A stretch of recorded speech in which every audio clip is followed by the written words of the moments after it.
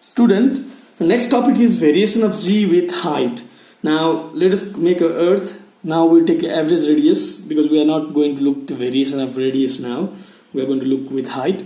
So radius is r and height of the object from the ground level or surface of earth is h, and this object is falling under the action of gravity g. Now first, surface of earth, we already know that value of acceleration is given by g equals to gm by r square, where r is the radius of earth. Now for the object at height h, we have to consider this whole distance from the bottom to the top, that is from the center of the earth to the height of the object. So what distance between the object and the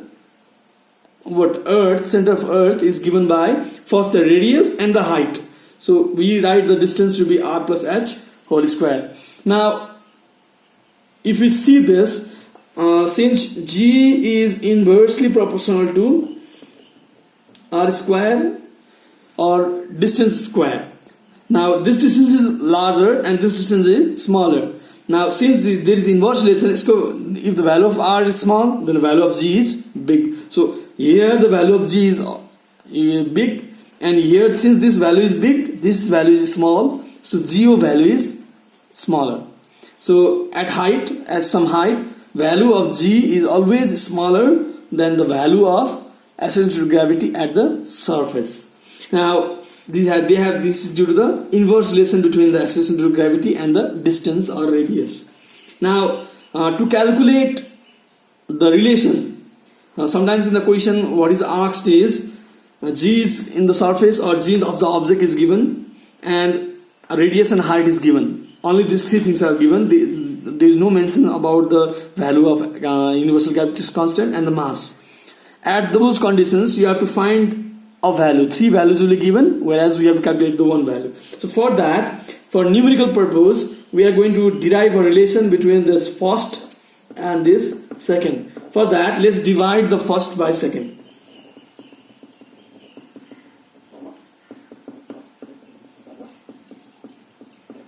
So what you get is g by go is equals to gm by r square, and this is main division, gm by r plus h whole square.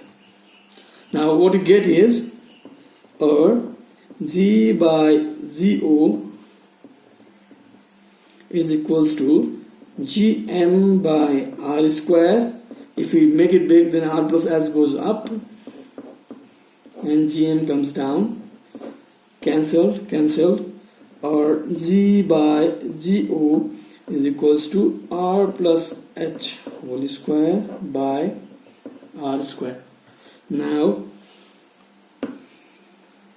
we are going to take out one thing. Let's consider we are going to take out go, then g into r square by, this comes down, r plus h whole square is equals to 0. So if we want to calculate the universal gravitational constant of the object at height h, then we have to multiply the acceleration to gravity of earth with the radius whole square and r plus h whole square. You will get the value of acceleration. Now this is for object. This is for object.